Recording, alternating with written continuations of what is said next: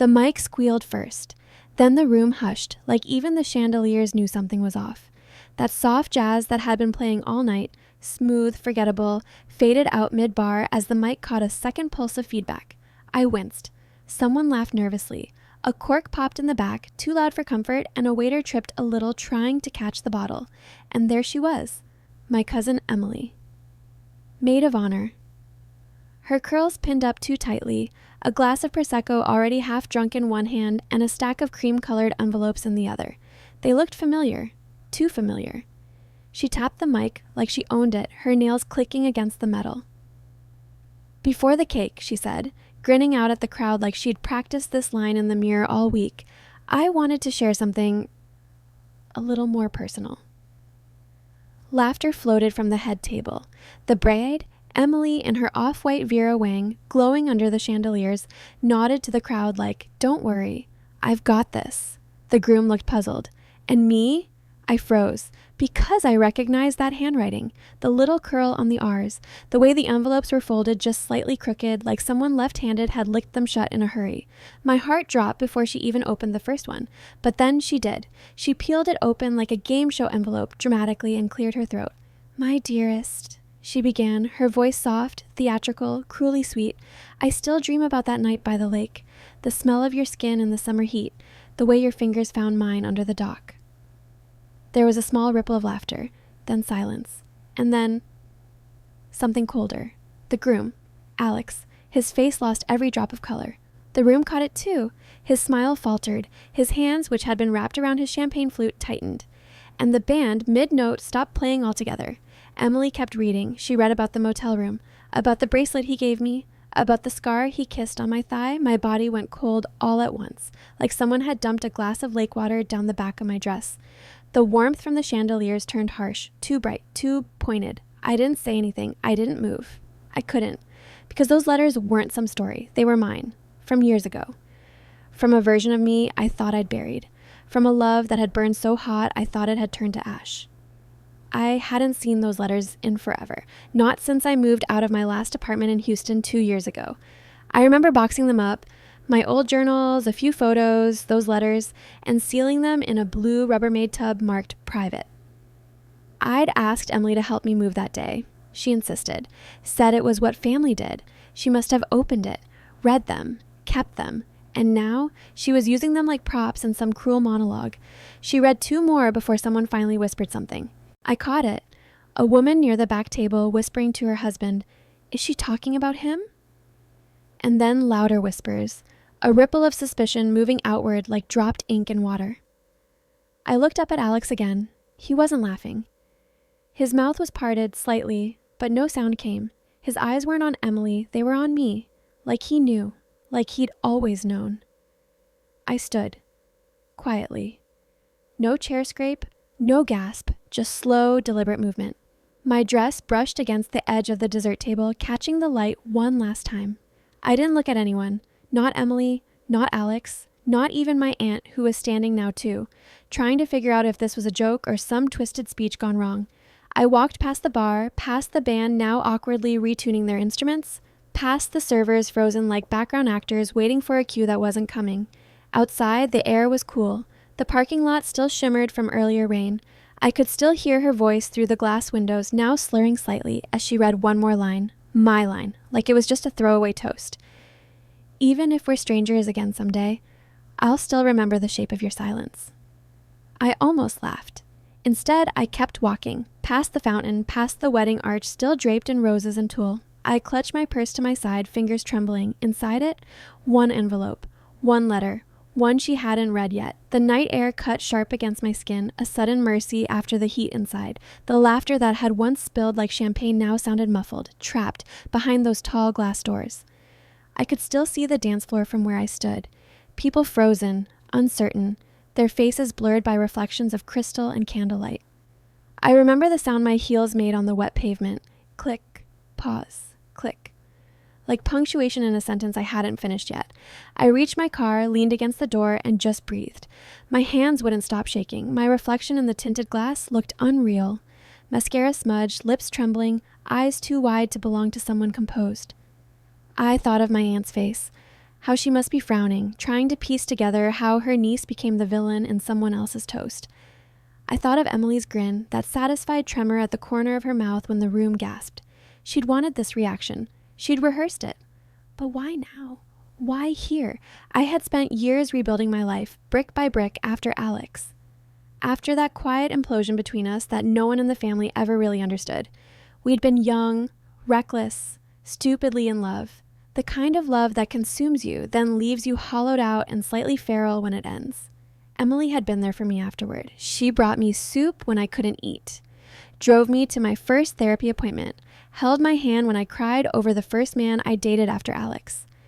I thought she'd been on my side. Now I realized she'd been studying me, gathering ammunition. The night pressed in, humid and heavy despite the cool breeze. Somewhere behind me, someone opened the venue door and laughter spilled out again. Too loud, forced. A cover-up for the tension still humming in the room. I could almost hear her voice echoing in my head, reading those words I'd once written in ink that bled through the paper. I'll love you, even when I shouldn't. Those weren't just words. They were a time capsule, a piece of me preserved in regret. I slid into my car and let the door close with a dull thud. The leather smelled faintly of rain and perfume. I pressed my forehead against the steering wheel and tried to steady my breathing. My pulse was still racing, the sound of it filling my ears. Part of me wanted to drive away, leave this city, this memory, all of it. But another part, the quieter, sharper one, wanted answers. When had she taken them? Why had she kept them? And why, out of all nights, did she choose this one? I glanced at the envelope in my purse. The last letter. The one I'd written the night before Alex left town. I'd kept it sealed all these years, never mailed, never reread. Emily couldn't have known about it, unless she'd found it too. A faint knock on my window made me jump. It was Claire, one of the bridesmaids. Her mascara was running, and she looked torn between pity and confusion. She gestured for me to roll it down. "Hey," she said softly. "Are you okay?" Her voice carried that brittle politeness people use when they're afraid of the answer. "I'm fine," I said automatically. My voice sounded distant, unfamiliar. "Emily's still going," she said, wincing. "Your aunt tried to take the mic, but she said it's part of the toast. The groom, he went outside for a smoke, alone." I let out a shaky laugh that wasn't really a laugh. Of course he did.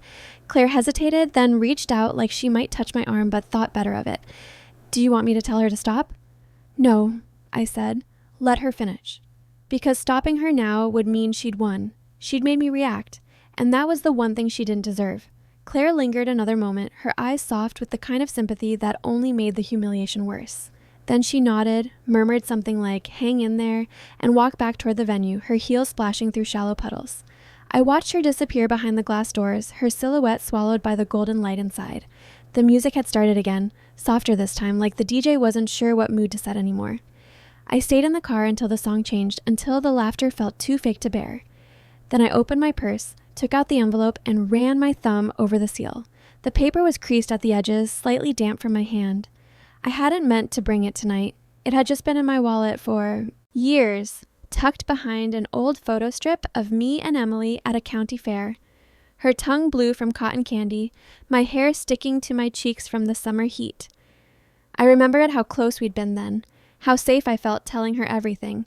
Now every memory felt rewritten. The faint hum of traffic on the nearby highway filled the silence. Somewhere in the distance, thunder grumbled again, the kind that doesn't break the sky, just warns that it could.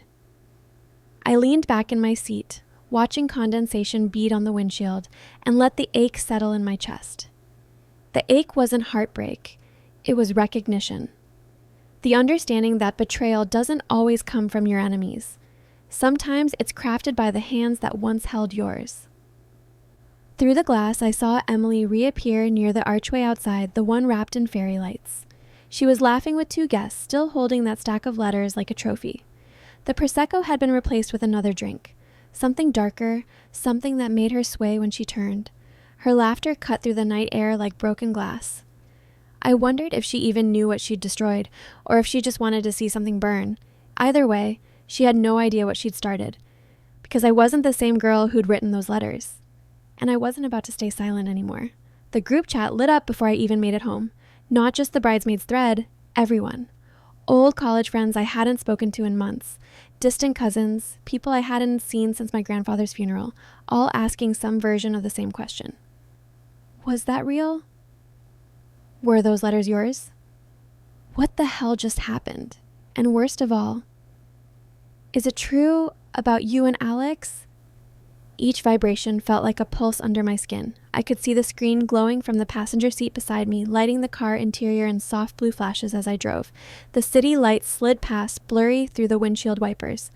Rain drizzled again, thin, tired drops tapping against glass like fingers impatient for answers. I didn't answer. Not one of them. At a red light, the messages kept stacking. Names I hadn't seen in years popped up, one after another, like ghosts resurfacing for gossip. I put the phone face down on the seat. By the time I reached my building, it was still buzzing, angry, insistent. I kicked the door shut behind me and stood in the dark of my apartment. The silence was so complete it almost rang in my ears. A single car passed outside, tires hissing on wet asphalt, and then nothing. I took off my heels by the door, toes sinking into the cool tile. My feet ached, the kind of ache that starts in the bones. The air inside smelled faintly of laundry detergent and the orchid candle I'd forgotten to blow out that morning. My reflection in the hallway mirror looked older. The smudged eyeliner, the faint redness around my eyes, the tension in my mouth, all of it belonged to someone who had just lived a decade in one evening. I should have cried, should have screamed, something, but instead, I walked to the kitchen, turned on the light. The bulb flickered once before steadying. I filled a glass with water from the fridge, the sound sharp and clean, and sat down at the table. In front of me lay the only thing Emily hadn't stolen, the last letter. The envelope looked harmless, soft edges, cream paper. My name written in my own hand. I didn't open it, just traced my fingers along the curve of each letter, feeling the slight indentations from pen pressure. My handwriting, slanted, deliberate, felt like a ghost of someone else. I remembered writing it in the quiet of a motel room, a fan buzzing overhead, the scent of lake water still clinging to my hair. I hadn't written it for anyone to read, not anymore, but somehow, some part of me must have known this day would come, because this one wasn't addressed to him. It said, "To the one who left." The irony tasted bitter. I sat there for hours. The lamp beside the couch cast a warm circle of light, soft on the table, sharp on the edges of my glass. The rest of the apartment was shadow. The hum of the refrigerator became a heartbeat. I didn't sleep. Didn't move much either. Just let time slide past until the world outside my window shifted from black to the faint silver of morning. At some point, my eyes landed on the photograph pinned beneath a receipt. I pulled it free. The lake. That summer in Michigan, late July. The heat had been unbearable, the air thick with mosquitoes and the scent of pine sap. I was in a sundress, my hair half-tied, laughing so hard my shoulders blurred in the picture. Alex was barefoot beside me, jeans rolled to his calves, a beer in one hand. The water behind us shimmered like glass. Emily wasn't there. She didn't even know about us then, or so I thought. The photo had been taken by a teenager with a Polaroid camera, hustling tourists for $5 prints. We bought it, still damp, and joked that it made us look like a movie couple. I'd kept it ever since. I flipped it over. No date written, but I didn't need one. I knew the day by heart, the night before everything cracked. The same week I'd written the second letter, the one she'd read aloud. My stomach tightened. I set the photo down and grabbed my laptop. The keys clacked too loud in the silence. The screen's glow felt surgical against the dim kitchen. I dug through old emails, one after another, each subject line pulling at some half-forgotten thread. Job rejections, rent reminders, subscription renewals. Then, finally, a forwarded itinerary. July 23rd, 2 nights. Motel Hartwell, room 6. The name hit me like a dropped stone. Motel Hartwell, the same one Alex had just used for his bachelor weekend. He never told Emily. That's when the puzzle started to click. He wasn't just shocked to hear my letters. He was remembering. He recognized them. Because they were about him. The realization landed heavy, slow. My breath caught in my throat. For a moment, I just sat there, staring at the screen, listening to the faint hum of the refrigerator and the echo of my own heartbeat. I pushed back from the table too fast. The chair legs screeched across the tile. I stood there, dizzy, bracing one hand against the counter. And then, memory. 2 years ago, moving day. Emily had shown up late morning, coffee in hand, dressed too nicely for packing boxes. She'd hugged me, told me I looked exhausted but cute. I'd laughed, handed her a roll of tape, and asked her to start in the closet. She'd offered to box the sentimental stuff, said I needed a break. She'd even ordered takeout, poured wine into mismatched mugs, made it sound like a sleepover. I'd trusted her. She must have found the tub then, the blue Rubbermaid box labeled private in thick Sharpie. She probably told herself she was just helping. Or maybe curiosity had already started gnawing. Now, 2 years later, I saw it all clearly. I crossed the room, pulled open the closet door, and reached for the tub on the top shelf. The plastic was dusty, the lid tight. I dragged it down, the sound echoing in the small room. Inside, yearbooks, high school ribbons, a dried corsage, graduation cords, and old journals stacked in uneven piles. But the envelopes, my envelopes, weren't there, except one. The one I'd taken to the wedding. The rest were gone. She'd kept them for 2 years and read them. Maybe alone, maybe with Alex. The idea made my stomach twist. Which was worse, that she'd invaded my privacy or that he'd helped her? I didn't know. Morning crept in pale and blue through the blinds. I sat on the edge of the bed, clutching the letter. My phone lay silent now, drained of its fury. I opened the call log. My thumb hovered. Then I pressed Emily. She answered on the second ring, voice too bright. "Oh my God, you're being dramatic." "Dramatic?" My voice came out rough. "You read my private letters out loud." "They weren't labeled private," she said, half laughing, like this was a misunderstanding about leftovers. "You stole them." A pause, then a scoff. "Please, don't make this into a Lifetime movie." The line went dead. I stared at the phone screen until it dimmed. My reflection stared back, expressionless, hollowed out. That was the moment I stopped grieving and started planning. I cleared the table, pulled out a spiral notebook, and began to write. A timeline, dates, places, fragments of memory, the lake, the motel, the bracelet, the Polaroid. I wrote everything I could remember about Alex, what he said, what he wore, what he kept. Each page became a map of proof, a paper trail of what she thought she could twist into a joke. And then I found it, the thread that unraveled everything. Scrolling. Through my inbox, somewhere between old invoices and spam, an email caught my eye. Alex, still wear the bracelet? Sent 1 year after we'd ended. No greeting, no signature, just that line. A random Tuesday, no follow-up. But there it was. He'd reached out. Long before Emily ever mentioned dating him, before the engagement, before she flaunted the ring on Instagram with that caption, "Some love stories are meant to circle back." I opened Facebook. My hands were shaking as I typed her name. Her profile photo, still from the honeymoon preview, smiled at me with rehearsed joy. I scrolled. Past vacation selfies, filtered sunsets, fake deep quotes about forgiveness. Then I found it. Their first photo together. The date, 2 weeks after his email. 2 weeks. I remembered what she'd told me back then. It just happened. We met through a friend. She'd sworn it was chance, not betrayal. I'd believed her because I wanted to.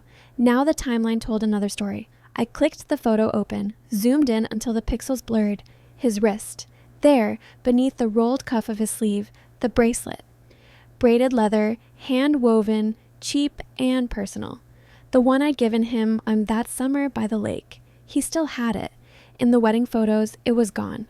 But in the bachelor party shots, tagged by his best man, it glinted against the beer bottle he was holding. Proof. He'd kept it all these years, and lied about it. They both had. I leaned back in the chair, the edges of everything sharpening. The betrayal had layers now, hers, his, and the silence between them that had become a conspiracy. The city outside began to wake. Car doors slamming, dogs barking, the low hum of morning traffic, but it felt far away, muffled by the weight of realization. On my table lay the notebook, open to a half-finished page. The pen hovered in my hand.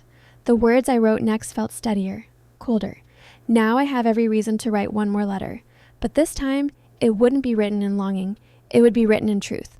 The lake wasn't big, not by Michigan standards, but it had felt like an entire world back then. A small oval of water tucked between 2 ridges of pine and birch, ringed with docks and weather-beaten rowboats, the kind of place that never made it onto postcards because it belonged to memory, not tourism. We used to park at the edge of the gravel lot by the marina. gravel crunching under the tires, mosquitoes already starting their evening chorus. We always arrived just before sunset, timing it perfectly so the sky still burned orange over the tree line when we reached our spot. I'd packed 2 towels, a hoodie, a bottle of cheap red wine we weren't supposed to have, and a half-melted bar of chocolate. He'd bring that little Bluetooth speaker he thought made him look artsy, paint-chipped, scuffed, forever connected to his phone by a cord of static. We'd walk the path down to the water, side by side, but never touching until we reached the tree, the same one every time. It leaned toward the lake like it had been waiting too long for something that never came. The bark was smooth where we used to sit, polished by our backs and the weight of summers before us. That night, the night I wrote the second letter, it was raining. Not the kind of storm that warns you first. It began as a whisper, tiny freckles of water on the sleeves of his flannel. He looked up, grinning, eyes half closed, the first drops collecting on his eyelashes. We didn't run. We didn't even move. The rain grew steadier, pooling in the folds of my dress, darkening the fabric until it clung to my skin. My hair stuck to my cheek, his thumb brushing it away. He kissed the corner of my mouth, slow, unhurried, like the world had no clocks. We stayed there, drenched, my head resting on his shoulder, his fingers tracing lazy circles on my knee. I can still feel the callus of his guitar hand, rough against my skin, warm despite the chill. The water carried the scent of pine and wet earth, that clean metallic smell that always comes right before thunder. That was the night he whispered, "You ruin me," in all the best ways. And I believed him. Every syllable. I didn't just love Alex. I built an ecosystem around him. He became the rhythm I wrote to, the color I saw in everything. I wrote him into my notebooks, my playlists, the margins of grocery lists. Those letters weren't just confessions, they were blueprints of who I was becoming. I thought that kind of love deserved to be recorded somewhere safe, somewhere permanent. And Emily turned it into a party trick. Even now, weeks later, the thought made my throat tighten. I hadn't opened the last letter yet, the one still in my purse. But I wasn't ready. Not yet. I needed distance between the girl who wrote those words and the woman staring back at me in the mirror now. So I kept digging. That week, I called Lila, my old roommate from Houston, the only person who'd seen me at my worst after the breakup. I paced the living room as the phone rang. The call connected, and her voice came through, cheerful and sleepy. "Hey, stranger, it's been forever." "Do you remember that blue tub?" I asked, no preamble. "The one with my letters?" There was a pause. "Yeah, didn't Emily box that up?" "She offered," I said. My mouth went dry. "I remember," she said slowly. "You were exhausted. She told me she'd take care of it. Why?" "Because she read them." Silence. Long enough for the hum of my refrigerator to feel like thunder. Lila's voice dropped. "All of them?" "Out loud," I said, "at her own wedding reception." The quiet that followed had weight, then soft but sharp. "That's not just cruel, that's insane. It gets worse." I told her everything. The motel, the bracelet, the overlapping dates, the message from Alex, the photos, the way the puzzle pieces now spelled one truth. Emily didn't just happen to fall in love with Alex. She hunted him. Maybe out of jealousy, maybe out of boredom, maybe because, like she always used to say in high school, if you loved it first, it must be good. She used to say it laughing, tossing her hair, pretending it was a compliment, but it was never a joke. It was a habit. Lila exhaled audibly. "That girl always had to have the last word. You know that, right?"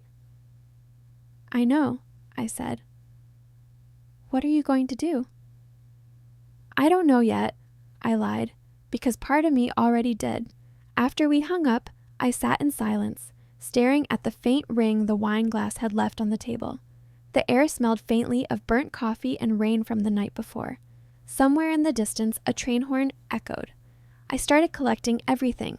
Old emails, archived texts, screenshots of messages. I printed them one by one, the printer whirring like a heartbeat. I dug through photo folders, tagged posts, and backup drives. Every night, my kitchen table became an investigation scene. Pages spread out like a crime map. Blue sticky notes for Alex, pink for Emily, a red marker for dates that overlapped. It looked obsessive. It was. But obsession is just grief wearing armor. They had turned me into a punchline, a whispered anecdote. I was going to make them listen to the whole story this time. The final piece came quietly, like most truths do. I was scrolling through an old cloud backup looking for a scanned copy of the letter Emily hadn't read when a thumbnail caught my eye, a blurred image, familiar colors. I clicked it open. It was him. Alex. Sitting on the motel bed, bare chest, bare wrist.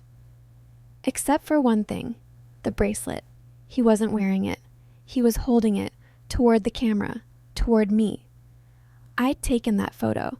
I remembered now the way he'd joked about wanting proof we existed. It was slightly out of focus because I'd been laughing. His expression in the frame was half serious, half teasing, the corners of his mouth curved like he knew I'd keep the picture forever. And in the background, the motel's wall art, that ugly frame print of a canoe on still water tilted slightly to the left. Motel Hartwell, room 6. The file name even had a timestamp. 3 years ago, the exact week from the second letter. I printed it, the paper still warm when I pinned it to the corkboard above my table.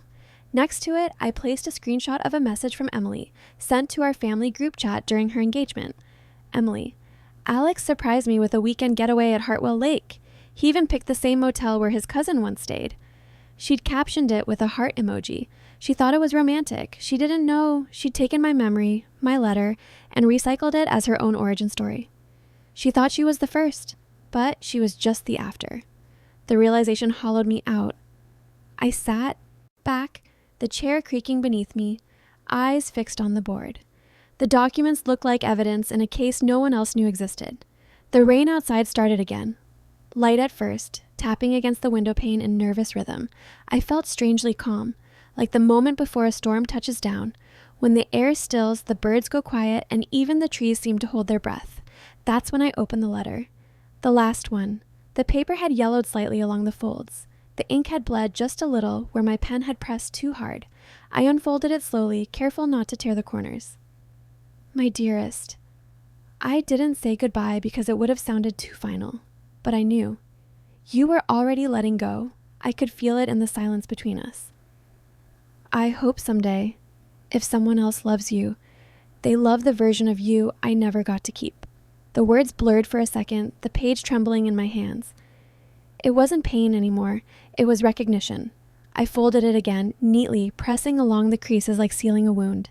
Then I picked up my pen and wrote one more line beneath it, the ink fresh and certain. For the record, she never loved you for you. She loved you because I did. I stared at the sentence for a long moment, the finality of it settling deep in my chest. Then I slipped the page into a new envelope, the paper whispering against the glue. I wrote the address in careful print. To the bride and groom, read aloud. I held it up to the light, making sure the ink had dried. The rain outside intensified, drumming against the glass like applause. And for the first time since that wedding night, I smiled. The brunch was at her parents' house 2 days after the wedding. An overcast Tuesday in northern Illinois, the kind of late spring morning that smells like wet soil and leftover rain. The clouds hung low and soft, a pale blanket that dulled every color. Even the tulips along the walkway looked tired. I remember standing at the edge of the driveway, staring up at the second-story windows, wondering if they had any idea what was coming. I'd been to this house 100 times. Birthday parties, Christmas dinners, high school graduations. The backyard always smelled faintly of lilac and lighter fluid from old barbecues. I'd once spent a night here when my parents fought too loudly downstairs. Emily had let me borrow her favorite blanket, pink fleece with cartoon stars, and whispered, "Just for the night, okay?" Back then, we were cousins. Now, I didn't know what we were. The sliding glass door creaked as I stepped into the backyard. The long table was already set. White tablecloth, chipped floral plates, half-empty flutes of mimosas sweating in the damp air. A few guests lounged in cardigans, makeup barely holding on after the weekend's festivities. The smell of toasted bagels mingled with cut grass and citrus. Her mom hovered over the buffet, rearranging a tray of pastries like she could control the mood through carbs. Emily turned when she saw me. Her expression flickered. Surprise first, then something smug. She set down her drink, squinting slightly through the cloudy light. "Emily, you came." "Me." "Of course I did." Her smile didn't reach her eyes. She had expected me to stay home, ashamed, hiding behind drawn blinds. Instead, There I was, standing in her parents' backyard like a reckoning in heels. Alex stood beside her. His button-down was too crisp, sleeves rolled once as if he wanted to seem casual but couldn't quite pull it off. The shadows of sleeplessness clung under his sunglasses. He nodded at me once. I nodded back. Not a word passed between us. I took the last chair at the far end of the table, opposite a bridesmaid trying to stifle a yawn behind her flute.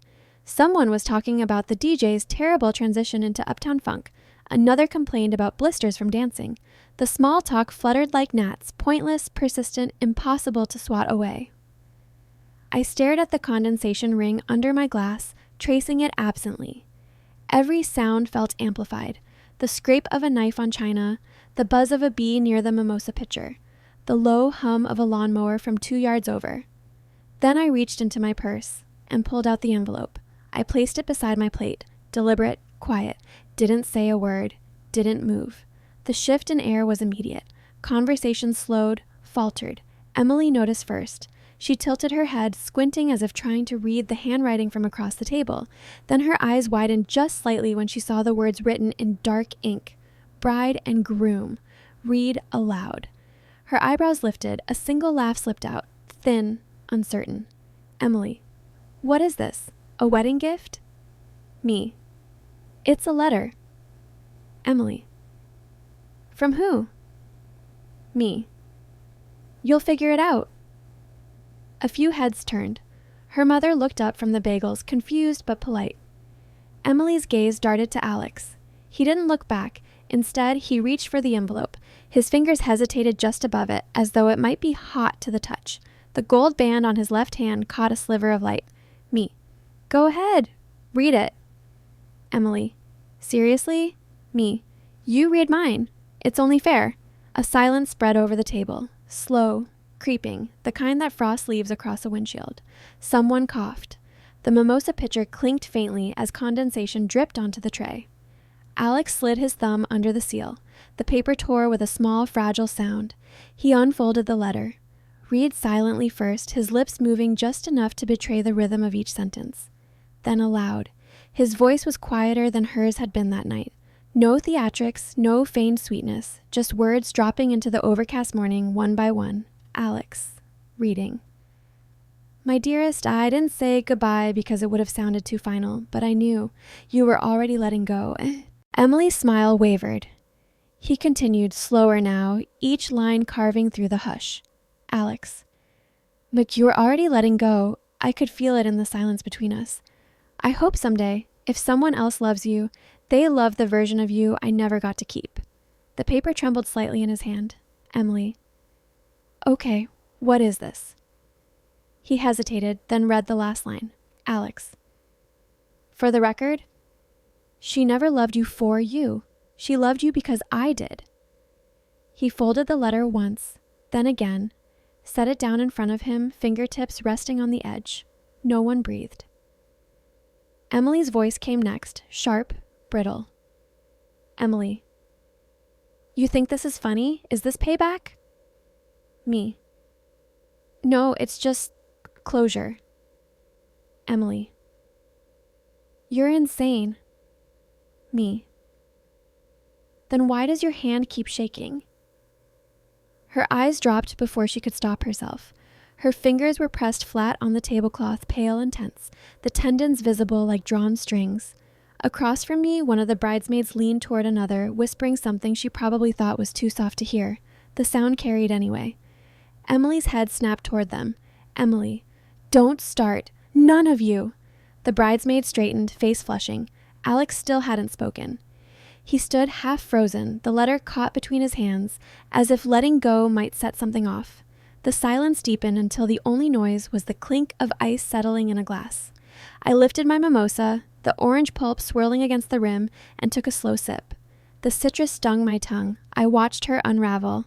Emily, you think you've won? You think this makes you look good? Me. No, I think it makes the truth look exactly like what it is. Her mother said her name gently, unsure, half a question, half a warning. Emily turned toward her, eyes bright with panic she was trying to hide. That's when I saw it. The hairline crack, the one she'd been holding together with sarcasm and wine and that new diamond ring. Alex sat down. Slowly. He didn't touch her hand, didn't look at her. His eyes stayed fixed on the letter, unreadable behind those aviators he still hadn't taken off. A fork slipped from someone's fingers and hit a plate, the clang slicing through the stillness. Half the table jumped. That was enough. I stood, calm, smoothing my skirt as the chair legs scraped softly against the patio stones. The sound was oddly final. I picked up my purse, slipped the empty envelope back inside, and straightened. Me. You made a scene out of my past. I just held up a mirror. Emily didn't reply. Her throat worked like she wanted to, but nothing came out. Alex didn't move. I walked back toward the house. Each step on the brick path sounded deliberate, steady. The air behind me stayed utterly still. No laughter, no apology, just the collective hush of people witnessing something they couldn't quite categorize. Through the glass door, my reflection merged with the faint outline of the room inside. For a second, I saw both worlds at once, the quiet kitchen beyond and the wreckage of brunch behind me. The last thing I saw before the door closed was Emily staring at her new husband like she didn't recognize him anymore. The mimosa glass in front of her was still trembling, the bubbles rising fast and then bursting quietly at the surface. I didn't rush to my car. I let the spring air wrap around me, cool and damp, the sky still undecided between gray and blue. The driveway gleamed with leftover rain, small puddles reflecting the skeletal outline of the maple trees that bordered the yard. From somewhere above, a bird trilled, bright, detached, oblivious to the wreckage left behind a pane of glass. It sounded like nothing had happened at all, but something had, something irreversible. I opened the car door and slid into the driver's seat, the leather cold against the back of my legs. My hand stayed on the steering wheel, unmoving. I watched the reflection of the house in the rearview mirror, the same house where I'd once played tag in the hallways, where Emily and I had whispered about crushes under blanket forts, where every Christmas morning had smelled of cinnamon rolls and wrapping paper. It looked smaller now, or maybe I'd just outgrown it. The porch light flicked off as a cloud passed overhead, swallowing the glow. My phone buzzed on the passenger seat. Once. Unknown number. I didn't have to look to know it was him. I didn't pick up. There was nothing left to say. I put the car in reverse, gravel crunching beneath the tires, and eased down the street. One right at the mailbox shaped like a lighthouse, one left at the old oak with the split trunk. I'd driven this route 1,000 times. It still remembered the rhythm of my turns, but the woman gripping the wheel now, she was new. By the time I reached the main road, the overcast sky had begun to thin. A shy strip of blue cut through the clouds like someone opening a curtain just enough to let the day peek in. I rolled the window down. The air carried the faint scent of lilac and asphalt. That afternoon, I went home. The apartment greeted me with stillness, the kind that waits for you to break it. I set my keys on the counter, toed off my shoes, and walked straight to the hall closet. The blue tub sat on the top shelf exactly where it had always been. The word private still glared up at me in thick black marker, the letters smudged from time. I pulled it down, heart thudding once as the weight shifted in my arms. The lid creaked open. It was almost empty now. Only a few stray keepsakes remained. A handful of postcards from trips long forgotten. A Polaroid from prom. Me in borrowed heels. Emily in silver glitter, smiling like nothing could touch us. And a single dried rose, pressed between notebook pages, brittle enough to crumble at my touch. I lifted everything out, piece by piece, setting them gently beside me on the carpet. Then I reached for the stack I'd rebuilt over the last few weeks, the one that told the real story, freshly printed letters. The photograph of Alex sitting on that motel bed, bracelet dangling from his fingers. The grainy motel snapshot with the date stamped in the corner. The screenshot of his message, still wear the bracelet? And the timeline I'd drawn in neat red lines connecting it all. And finally, the last letter. The one I'd rewritten by hand. The one he'd read aloud that morning while she watched the truth dissolve her composure. I placed them all inside the tub, a new record. Not of nostalgia, not of heartbreak, but of truth. I closed the lid, snapping the corners until it sealed with a dull click. Then I picked it up, heavy but manageable, and walked the 3 blocks to the public library. The air smelled like rain-washed earth. Cars hissed by on wet pavement. Outside the library's back entrance, a metal donation drop box waited. Paint chipped, dented at one corner. It was meant for old magazines and paperback romances, but it would do. I slid the tub through the slot. It caught briefly, then thudded softly as it landed inside. For a moment, I stood there, hand resting on the cool metal, feeling the faint vibration fade. Maybe someday someone would find it. Some intern sorting donations, some stranger looking for distraction. They'd open the lid, read the letters, and assume it was fiction. Maybe that was fine, because the story didn't belong to me anymore. It never really had. When I walked back home, the clouds had parted. Patches of sunlight spilled across the sidewalk, glinting off puddles like shards of broken mirror. That night, after dinner, I went for a walk. The rain had finally stopped. The neighborhood exhaled. Porch lights glowed like lanterns in a sea of damp green lawns. Wind chimes tinkled faintly from a porch somewhere down the block. The air smelled of lilacs and fresh mulch, the scent of beginnings disguised as endings. I followed the familiar loop around the block, past the bakery that always closed too early, past the park bench where kids carved initials into wood. The sky deepened into soft blue-gray, edges bleeding toward twilight. And me? I felt quiet, not victorious, not smug, just settled. Peace doesn't always roar. Sometimes it sighs. I thought about Emily, how she used to braid my hair before school, humming off-key pop songs while the morning sun filtered through her bedroom curtains. How she once swore she'd never get married because she didn't trust the permanence of love. How at 12 she'd whispered secrets into my pillow, promising, "We'll always have each other." I believed her then. I think a part of me still wants to. I pictured her that morning at brunch, the way her fingers hesitated when she touched the envelope, her knuckles paling as she realized what she was holding. She thought it was a grenade, but it wasn't. It was a mirror. She wasn't destroyed. She was simply seen. I didn't ruin her. I just stopped protecting her from consequences. For years, I'd carried her excuses, her small cruelties disguised as jokes, her way of taking what was mine and calling it coincidence. I'd mistaken loyalty for love, but love, I've learned, doesn't demand silence. As for Alex, I don't know what happened after I left that brunch. I didn't ask, didn't stalk their socials, didn't Google their names, didn't check if they honeymooned in that same tired lakeside motel. The silence between us felt cleaner than closure. 3 weeks later, someone tagged me in a photo from a baby shower I hadn't been invited to. A blurry group shot, pastel balloons in the background. At first, I almost scrolled past. Then I noticed her. Emily. Standing off to the side, no ring on her finger. The space where it should have gleamed caught the light anyway. Empty, reflective. Maybe that was the fallout. Maybe it wasn't. Doesn't matter. Because I got my story back.